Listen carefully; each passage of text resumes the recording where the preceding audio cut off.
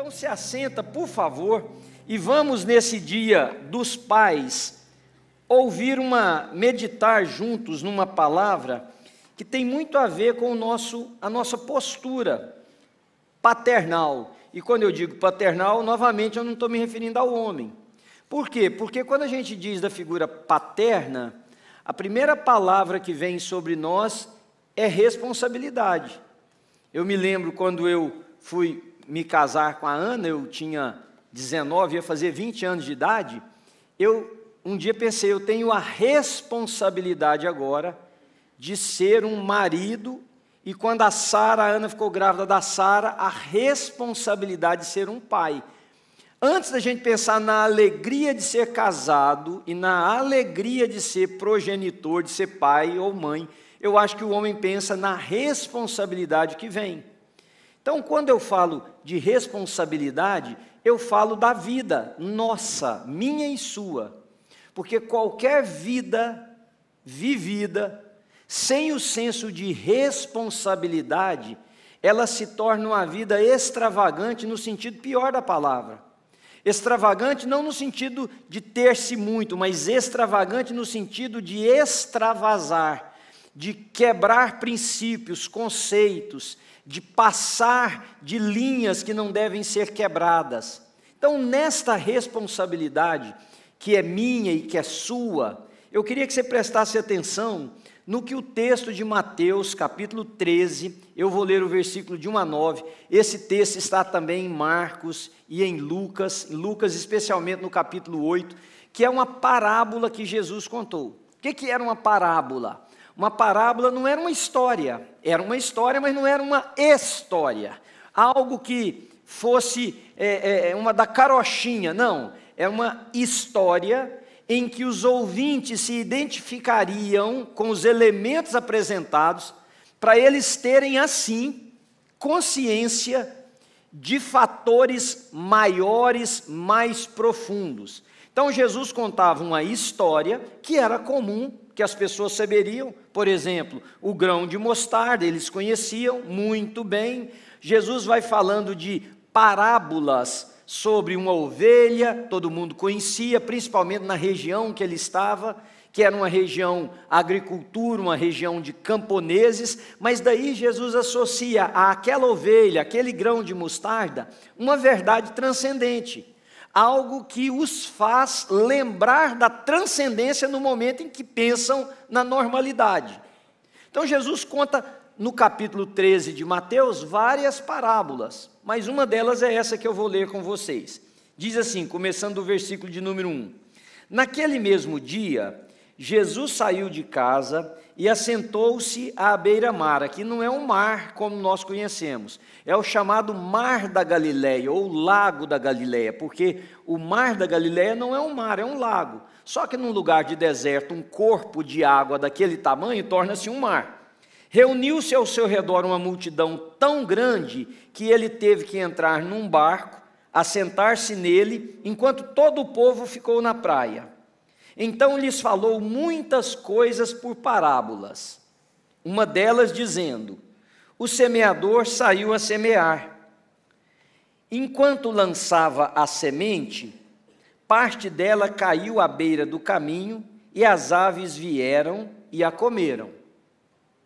Parte dela caiu em terreno pedregoso, onde não havia muita terra e logo brotou, porque a terra não era profunda. Prestem atenção, porque às vezes a gramática rouba de nós o verdadeiro sentido daquilo que nós estamos ouvindo. A semente é uma só, o embornal, a sacola, o que Jesus diz que o semeador carregava, não tinha um tipo de semente para o solo pedregoso, um tipo de semente para o solo que tinha pouca terra, um tipo de semente para o solo que era bom. Daquela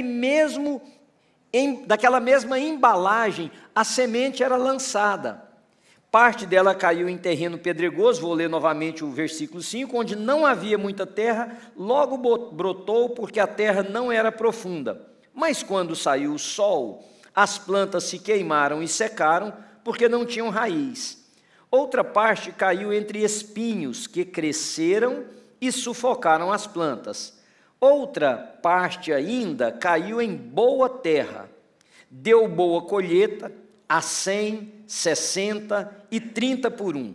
Aquele que tem ouvidos para ouvir, ouça. Antes de falar da parábola, há uma frase no Evangelho de João que é muito interessante. Essa frase ela foi também escrita em diversos lugares, inclusive dizem que no púlpito de onde Spurgeon pregava, Spurgeon, que foi o pregador inglês, considerado o príncipe dos pregadores, dizem que no púlpito onde ele estava, onde ele pregava, tinha essa frase. A frase que está em João capítulo 12, versículo 21. Quando umas pessoas chegaram para Estevão e disseram assim para ele: Senhor, queremos ver Jesus. Aliás, esse também é o título de um livro maravilhoso, uma trilogia escrita pelo Roy Hession, mas no púlpito de Spurgeon estava escrito: Sir, let us see Jesus. Essa frase tem dois sentidos. O primeiro é o sentido de permissão, que foi o caso de Estevão. Queremos ver Jesus no sentido de que podemos chegar até Jesus. Agora, há um outro sentido que também não é adulterando a frase, nem o versículo, que é tão importante quanto, que não é o da permissão, mas é o do desejo. Queremos ver a Jesus, no sentido de que eu digo assim, eu quero, por exemplo, comer uma comida X, ou eu quero fazer um passeio Y, desejo.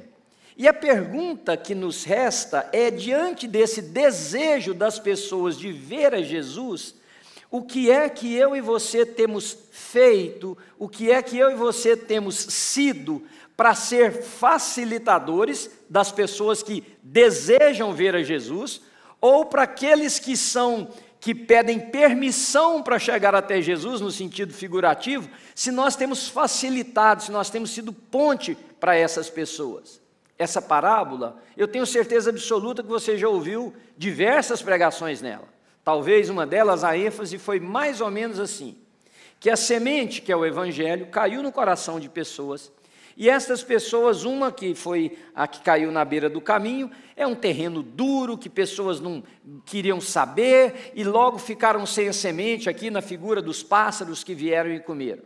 Aquela que nasceu, que tinha um pouquinho de terra, é aquela pessoa que recebe o Evangelho rapidamente, ouve a mensagem, fala, isso aí tem a ver comigo, tocou meu coração, mexeu com a minha vida, mas como só tem um pouquinho de terra e a semente lança raiz, e a raiz não encontra mais terra para fortalecer, ela morre. Talvez você já ouviu dizendo que aquelas que caem entre os espinhos, é porque os prazeres dessa vida, geralmente a riqueza, a vida dissoluta, vem e sufoca o que brotou. Você deve ter ouvido, e todas essas estão corretas. Não é que essa parábola tenha um outro sentido. Na verdade, o próprio Jesus deu o significado dessa palavra. Se você olhar um pouquinho mais abaixo aí comigo, espero que você esteja com sua Bíblia ligada, aberta, no mesmo capítulo, versículo 18, chegaram para Jesus no 17 e perguntaram o que significa isso. Então Jesus diz assim, portanto, ouçam o que significa a parábola do semeador. É ele que dá o significado. Quando alguém ouve a mensagem do reino e não a entende, o maligno vem e lhe arranca o que foi semeado em seu coração. Então a ideia aqui, o ensinamento aqui não é que a pessoa não ouve. Ela ouve e não entende. E o não entende aqui não é o não compreende. E eu explico.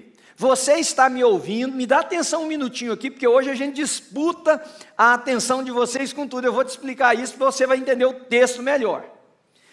Quando você me ouve, você entende as palavras que eu estou dizendo. Nós podemos chamar isso de compreensão. Eu não estou falando uma língua que vocês não entendem. Vocês entendem cada palavra que eu digo. Vocês entendem a composição gramatical do que eu estou falando. Mas o que o texto está nos ensinando é que esse entender não é a compreensão gramatical. É o entendimento do propósito. O entendimento para o qual essa palavra foi dada. Então, quando não há esse entendimento, a palavra vai ser roubada pelo maligno nas suas mais diversas maneiras, que se eu for comentar aqui agora, nós vamos ficar muito tempo aqui nessa manhã.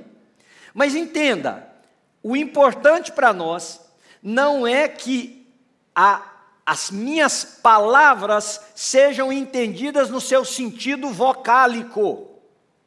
É que o sentido do texto seja entendido no sentido espiritual. Portanto, a palavra de Deus, ela não é para ser decorada, ela é para ser compreendida.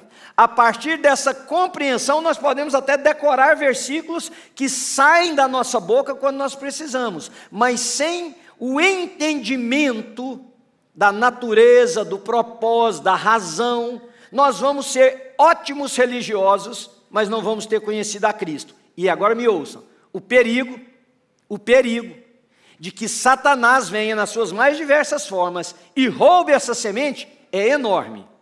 Aí os outros versículos fazem sentido, pelos cuidados do mundo, pelos desejos, enfim. Versículo, o próximo, quanto ao que foi semeado em terreno pedregoso, este é aquele que ouve a palavra, logo recebe com alegria, todavia, visto que não tem raiz em si, permanece por pouco tempo. Quando surge alguma tribulação ou perseguição por causa da palavra, logo a abandona. Vocês também conhecem pessoas que a vida não dá certo por alguma razão e eles abandonam a Deus. Essa semana eu ouvi de uma pessoa a seguinte frase: eu fiquei muito irado com Deus. A pessoa me disse, muito irado com Deus. E a razão pela qual essa pessoa ficou irado com Deus é porque era uma bênção esperada, não aconteceu. Então a bênção esperada não aconteceu, o Deus que ela entendeu é um resolvedor de problemas, provedor de bênçãos, ele falhou, e se ele falhou, ele não é digno de confiança, portanto eu posso lançar minha ira sobre esse Deus que não me respondeu da maneira que ele queria.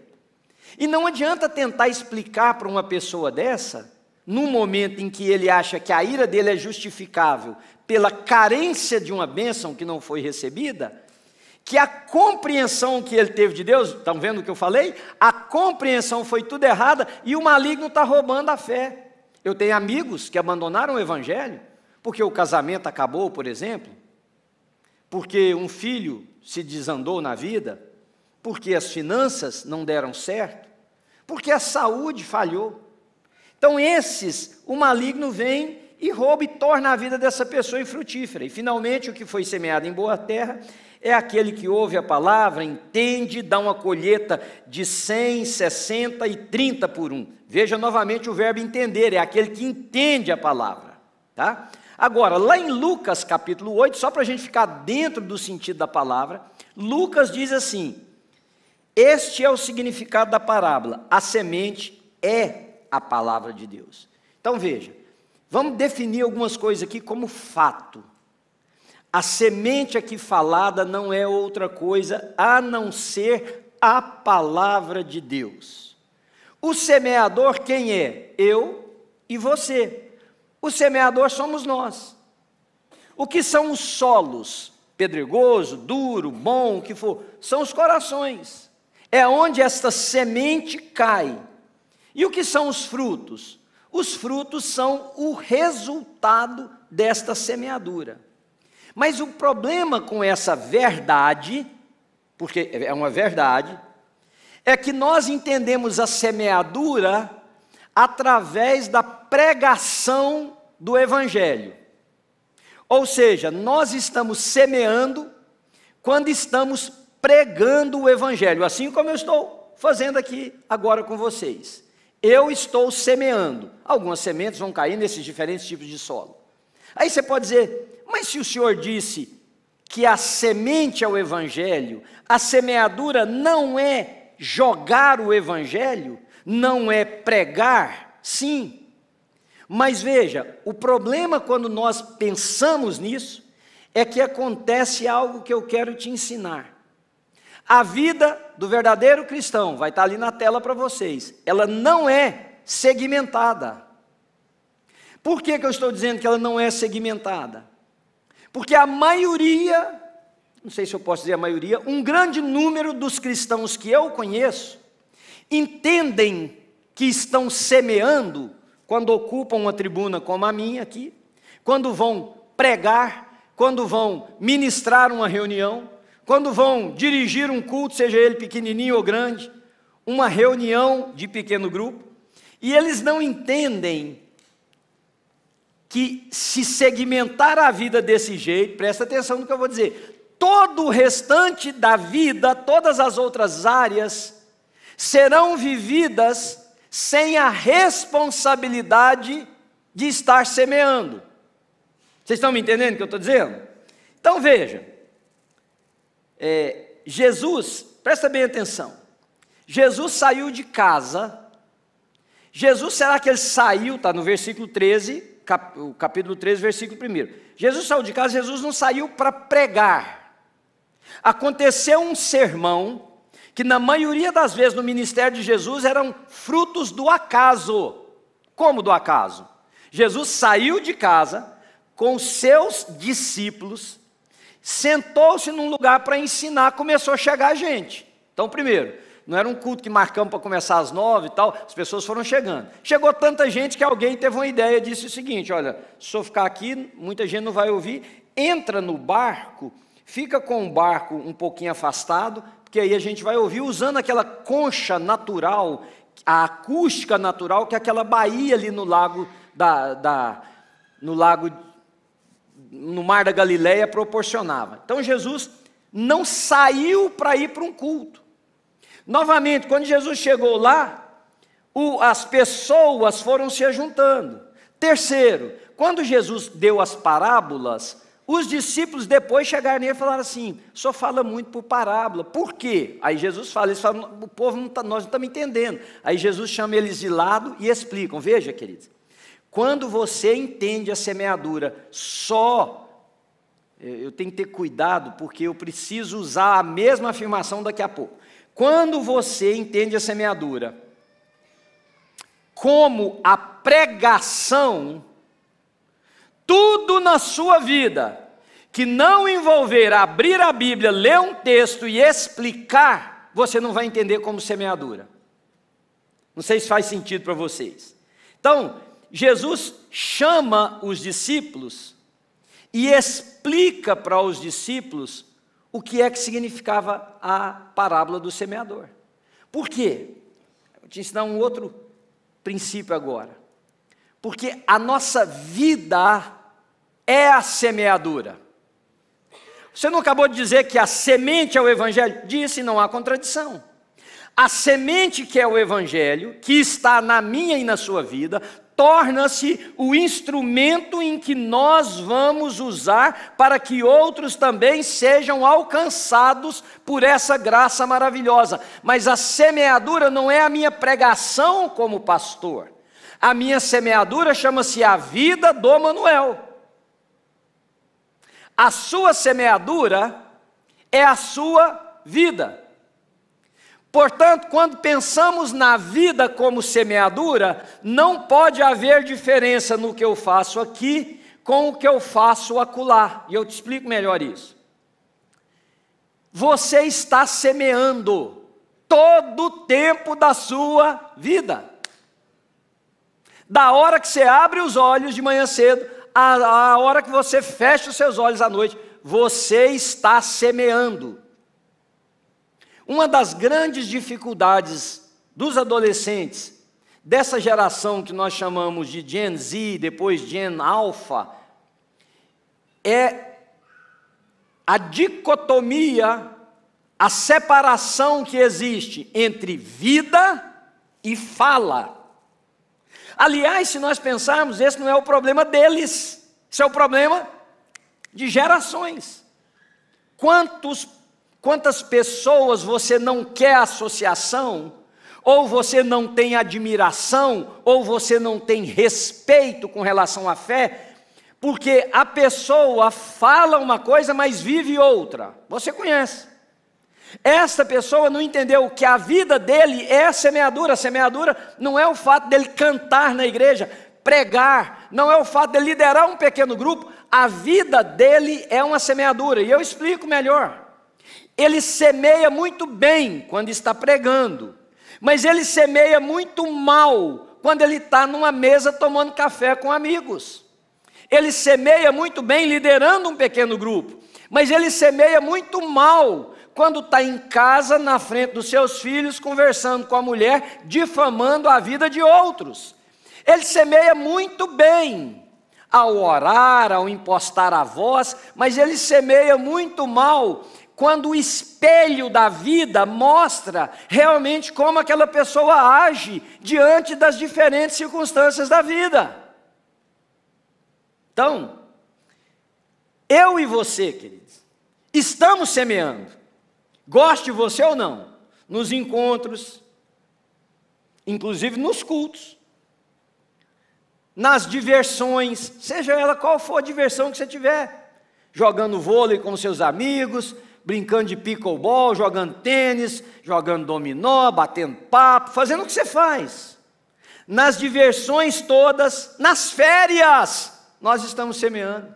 Um dia eu conversei com uma pessoa aqui nessa igreja, muitos anos atrás, uma coisa foi interessante, que essa pessoa me disse assim: pastor, eu aprendi uma coisa nas minhas férias, mas muitos anos atrás mesmo. Na época que o conceito de férias para imigrante era sair de manhã cedo, ir ali no Cape Cod e voltar à tarde. Isso era férias. Estou falando de 25, 30 anos atrás. Essa pessoa me disse assim: quando eu saía de férias, eu me imaginava um desconhecido no lugar que eu estava. Então, sabe aquelas coisinhas que não é que são muito ruins, mas que a gente não faz no dia a dia? Eu fazia nas minhas férias. E eu não vou contar o que ele fez, mas aí um dia, ele disse que ia fazer um negócio e veio uma voz nele e falou assim: você não está de férias no sentido da distância que você mantém dos seus princípios. Entenderam? Então veja, minhas férias, visita na casa de um amigo, está semeando, namoro, tempo com a esposa, tempo com os filhos, no trabalho, todo o tempo da nossa vida, nós estamos semeando, queridos. Não existe maneira de você dizer: eu não vou semear. Você está semeando uma coisa ou outra. Então, quando você tem uma conversa, ou você está semeando clareza, transparência, honestidade, retidão, ou você está semeando desconfianças, descasos, vida nas sombras, segunda e terceira conversa, palavra que não se sustenta. Portanto, a gente não cria uma semeadura a partir disso. Presta atenção no que eu vou dizer para vocês, se eu fosse, e aconteceu isso com um amigo meu, eu vou te contar essa história, logo depois que eu fizer essa afirmação. Se eu fosse um semeador do púlpito, minha esposa e meus filhos, não vou dizer vocês, jamais me ouviriam. Aconteceu com um amigo meu, eu fui pregar numa igreja dele, numa igreja que ele era pastor, isso 20 e tantos anos atrás, ele já nem é pastor mais, mas fui pastor, e eu preguei várias vezes na igreja, e nenhuma das vezes, aconteceu 2 vezes isso comigo. Nas 2 igrejas houve um grande problema, e eu disse assim para ele, falei: não vi sua mulher. Aí para ele falou assim: ela deve estar em algum outro lugar aí na igreja. Eu falei: mas rapaz, eu já preguei aqui 3 vezes, nunca vi sua mulher sentada. Ele foi e me disse assim: ela não me ouve. Se for você que for pregar ou um outro, eu posso até falar com ela, ela vem, mas ela não senta para me ouvir. E aí eu me lembro do olhar dele naquele dia da conversa. Segundo exemplo, eu fui pregar em uma igreja num encontro de casais. Preguei também 2 vezes lá. Primeira vez que eu fui pregar, um encontro de casais, o pastor estava só. Achei estranho, não é da minha conta. Segunda vez que eu retornei, ele estava só de novo, era outro encontro de casais. Mais ou menos 4, 5 meses de diferença, era uma continuidade que eles tinham pedido para eu fazer naquela igreja. Quando eu cheguei, nós fomos tomar um café, eu falei: pastor, segunda vez que eu venho e a sua esposa não vem. Ele foi e me falou assim: quando se trata de encontro de casais, ela não fica no mesmo ambiente que eu estou. O primeiro não está pastoreando mais, o segundo, o casamento já acabou, ele está na segunda esposa. Irmãos, deixa eu ensinar uma coisa para vocês, antes de passar para o terceiro princípio que eu quero te passar nessa manhã. Se você não entender a sua vida como uma semeadura, nós vamos continuar a fazer o que a maioria está fazendo aí fora, que é falar uma coisa e viver outra, que é falar uma coisa, mas nos círculos que permitem liberdade, a gente perde a noção de quem somos e do que temos em nós e estamos jogando para fora. E ao fazer isso, você não está apenas estragando a semente, você está condenando o solo que a recebe a uma separação eterna de Deus. É o que eu tratei como responsabilidade. Agora veja, uma pessoa baseado nisso poderia me perguntar: pastor, mas então você está dizendo que quando eu estou numa festa, quando eu estou num encontro, quando eu estou em qualquer lugar, eu não devo pregar a palavra de Deus, que é a semente? Sim, eu disse, mas não é assim. O que eu estou tentando fazer você entender é que há momentos em que a palavra precisa ser falada, explicada, lida, gastar tempo com ela, senta aqui, abre aí, vamos ver. Mas há momentos em que a palavra precisa sair pelos poros. E ela não precisa sair pelos poros citando versículos bíblicos. Porque se a palavra produziu fruto bom em nós, a Bíblia diz assim: como pode uma árvore dar 2 frutos? Um bom e um ruim. Como pode da mesma fonte jorrar água doce e amarga? É incompatível.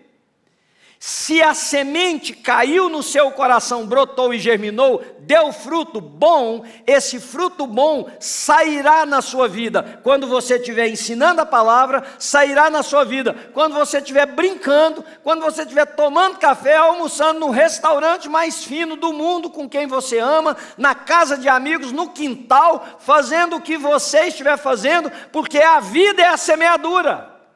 Agora imagina comigo. Se você imaginasse que um almoço de domingo no quintal da sua casa você está semeando, você falaria o que você falou? Você agiria da forma que agiu? Você teceria os comentários que você teceu sobre alguém, sobre uma situação, sobre o que for? Não. A maioria de nós não pensa assim. Não pensa que se a vida é uma semeadura, da hora que eu acordo lá em casa, que eu vejo a Ana, que eu vejo o Pedro, eu estou começando a semear. E eu vou parar essa semeadura quando eu me deitar novamente, fechar os meus olhos para dormir. Então, diante disso, diante do ponto que não depende do que eu quero, eu posso falar: não vou semear, eu já estou semeando. Entende o que eu estou dizendo? Não vou semear nada, já estou semeando. Diante desta verdade, surge uma pergunta para a gente encerrar a nossa reflexão nessa manhã. O que é que você está semeando? O Evangelho. Não. Deixa eu contar para vocês 2 exemplos dessa semana para vocês entenderem como que aquilo que a gente interpreta como semeadura do Evangelho pode ser algo extremamente nocivo. E por favor me ouçam no sentido da coisa e não na interpretação partidária que você tem. Um grupo de americanos muito ricos, saiu no New York Times há umas 3 semanas atrás, compraram uma terra num determinado estado, lá no Tennessee, vou dizer onde é que é para vocês, que talvez você é um candidato a ir morar lá. Não, você não é um candidato a ir morar lá. E eles vão construir uma cidade. Eles vão construir uma cidade. Tem dinheiro, são muitos, 45 famílias se juntaram, vão construir uma cidade. Uma cidade vai ter banco, vai ter escola, vai ter hospital, vai ter tudo. Detalhe, como é uma cidade privada, não vai depender de renda governamental, é como se fosse uma colônia. Eles estabeleceram algumas normas. A primeira delas, extremamente atraente. Você vai dizer amém para ela. Só mora na cidade quem for cristão. Diz amém. Você não moraria. E eu te digo porque eu não moraria por duas razões. Primeiro, pela cor da minha pele, não pode ter negro na cidade. Cidade cristã, irmãos. Segundo, não pode ter imigrante na cidade. Falei que você não ia morar lá? Você já pensou logo, nossa, uma cidade de crente, que maravilha. Ô, gente, isso aí vai ser um inferno, nota de rodapé, tá? Vamos esperar para ver, mas isso vai ser um inferno. Terceiro lugar, não pode ter judeu. Então é uma cidade cristã, de brancos. Nós não pode ter um moreno, não pode ter um imigrante, não pode ter um descendente de judeu ou um judeu. Cristã. Estamos semeando o evangelho. Segundo, um pastor que está ficando até famoso aqui nos Estados Unidos, eu não vou falar o nome dele para não dar mais ibope para que é miserável. Já plantou 150 igrejas. O secretário de defesa americano é membro de uma igreja dele. Detalhe. Quantas mulheres nós temos aqui? Levanta a mão para mim, fazendo um favor. As mulheres, toda mulher, por favor. Olha que coisa linda. Nenhuma de vocês tem nenhum direito nessa igreja. Eu não estou dizendo direito de subir aqui não. Essa você não tem. Você não tem direito de ter cargo nenhum de liderança. E eles estão lutando para tirar o direito da mulher votar. Porque como cristãos, o homem é melhor que a mulher. Gente, nós não estamos falando de gente cheia de demônio. Quer dizer, para mim está tudo endemoniado, mas não é isso que eu estou dizendo. Nós não estamos falando de gente falando heresia, nós estamos dizendo de gente que diz que está semeando o evangelho. Eu ouvi a entrevista, a repórter, a mulher, dizia para ele assim, eu sou uma mulher, e eu estou conduzindo a entrevista com o Senhor. Então eu não teria esse direito, na opinião do Senhor, por ser uma mulher, eu me formei, eu tenho 2 mestrados.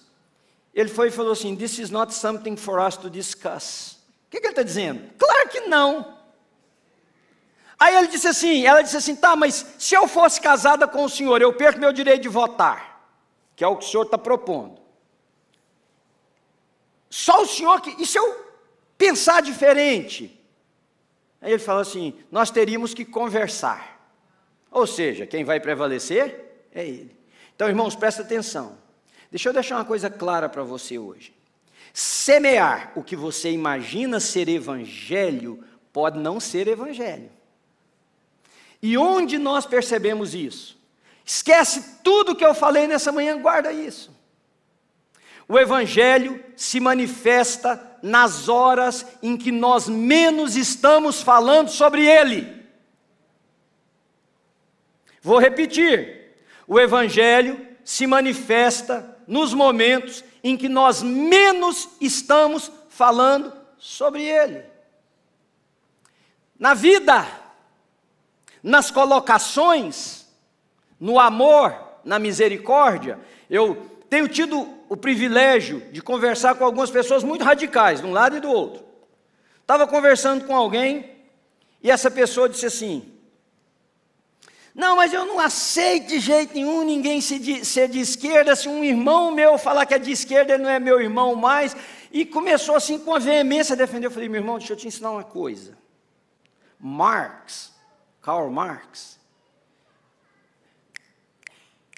muito depois de Jesus, o cara mais de direita que você pegar no mundo, os valores mais estabelecidos de direita, vieram muito depois de Jesus. Seja como Jesus, e você vai dar certo, porque nós estamos deixando de ser como Jesus e nos firmando em fundamentos e em princípios estabelecidos séculos depois de Jesus. E aí a gente pega isso e diz que é o evangelho. Não, o evangelho é viver como Cristo. O evangelho é ser Cristo nas ruas. O evangelho é ser Cristo nas casas, não o Cristo que você tem na ideia, crucificado, pálido, aquele Cristo que na sua ideia vive sem dar um sorriso, sem uma brincadeira, não. Cristo no sentido de trazer salvação para as pessoas com quem nós convivemos, inclusive salvação de conceitos, de valores, de posicionamentos que eles assumiram que difere do Evangelho. A pergunta é, o que você está semeando? Você está semeando intriga das coisas que você fala? Você está semeando discórdia daquilo que você deixa em aberto perto dos outros? Você está semeando separação? Você está semeando preconceitos, colocando pessoas de cor de pele, partidos políticos, posições sociológicas antagônicas umas às outras? Você está espalhando calúnias com comentários que você faz quando pessoas não estão presentes? O que você está semeando? O que os seus filhos estão recebendo como semente? Não é do pai que vem para a igreja ou da mãe que lidera um ministério na igreja. Quais as sementes você joga nos seus filhos quando vocês estão num ambiente onde nada parece ser da igreja? Você ensina seus filhos a amar de forma seletiva ou você ensina eles a serem altruístas? Você ensina eles a perdoarem ou apenas perdoar quem lhes convém? Você ensina eles a abrir caminhos ou você ensina eles a destruir pontes? Você ensina os seus filhos a trazer luz sobre a vida e sobre tudo, ou você está ensinando seus filhos um jeitinho, subterfúgios, conversinhas, jeito de sair? Você ensina sua família, seus amigos a serem quem une ou quem separa?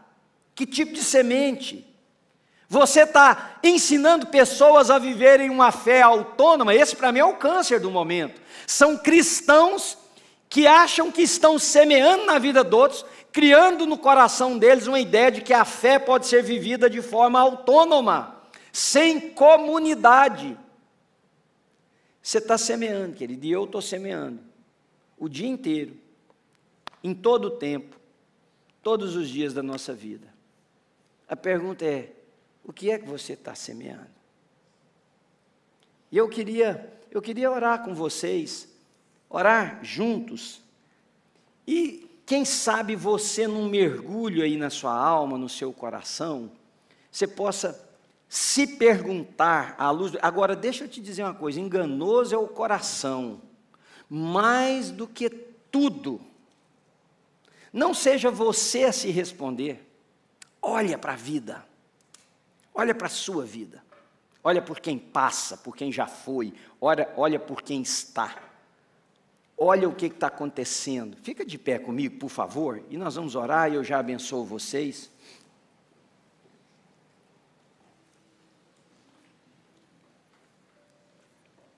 Feche os seus olhos, e dá um mergulho no seu coração e faz essa pergunta para você: o que eu estou semeando? O que eu tenho semeado ao longo da minha vida? E quem sabe hoje é um dia de Deus gerar arrependimento no nosso coração, para você pôr a mão no seu coração agora, comece a orar e diga para Deus: Senhor, quem sabe é arrependimento que Deus vai trazer. Naqueles comentários que você acha que são coisinhas de família, naquela brincadeirinha que você acha que é engraçado, naquela forma sarcástica de falar, naquela forma com duplo sentido, naquela forma de não vir para a luz. São sementes. E da mesma maneira que a semente, que é a palavra de Deus, é lançada, a semente, que são outras palavras, também vão encontrar os mesmos solos no coração. E a possibilidade que uma semente germine a 100, 60 e 30 por 1 e ser absolutamente negativa é muito grande. Senhor Jesus, nós queremos clamar ao Senhor agora, porque se não for o Senhor a trazer luz no nosso coração, inclusive a semente que nós vamos lançar agora é uma semente de mentira para nós mesmos. Pai querido, sonda-nos e nos conhece, sonda-nos e nos conhece, vê o que há em nós, Senhor, vê o que há de errado. Senhor, ajuda-nos a nos arrepender de estarmos semeando aquilo que não gera vida, e não gera a vida de Cristo, não é vida de acordo com a nossa interpretação, não gera vida de Cristo, Senhor, não aproxima gente, não derrama amor, não fomenta perdão, não estimula a reconciliação, não traz gente para perto, não faz a nossa vontade prevalecer. Senhor, ajuda-nos em nome de Jesus, porque tem um mundo aí fora, Senhor, que é a nossa lavoura.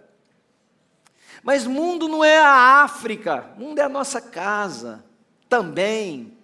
Mundo é o nosso local de trabalho, também. Mundo é a nossa família, são os nossos amigos. Mundo é a África também. Mundo são as tribos indígenas lá no Amazonas. Mundo são todos os lugares longínquos que nós fazemos missão. Mas mundo é aqui, Senhor, em Framingham, nas cidades nossas, nos trabalhos nossos. Pai querido, eu oro para que nessa semana um bando de semeadores saiam a semear. Com essa frase: Senhor, nós queremos ver a Jesus. Sir, let us see Jesus. Que as nossas sementes ajudem pessoas a ver Jesus. Que as nossas sementes ajudem pessoas a se aproximarem dos outros filhos de Jesus na terra.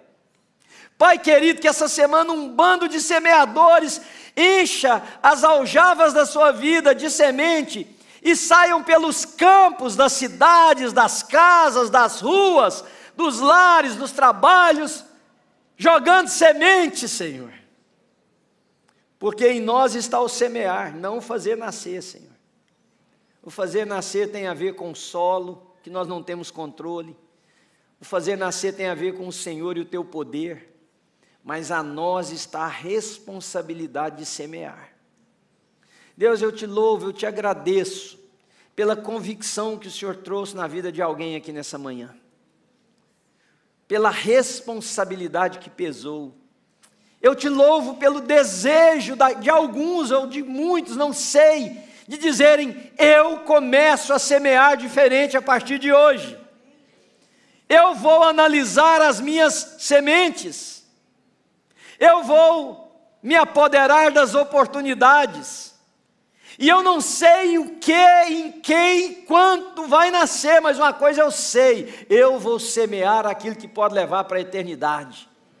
Eu vou semear aquilo que pode aproximar de Jesus. Eu vou semear aquilo que traz o céu para a terra. Oh Deus, louvado seja o teu nome, obrigado por isso. Obrigado porque como igreja nós queremos semear, mas como igreja, com I maiúsculo, nós queremos semear lá fora. Eu levanto as minhas mãos, Senhor, agora eu abençoo meus irmãos e irmãs. Que o Senhor nos abençoe, nos guarde.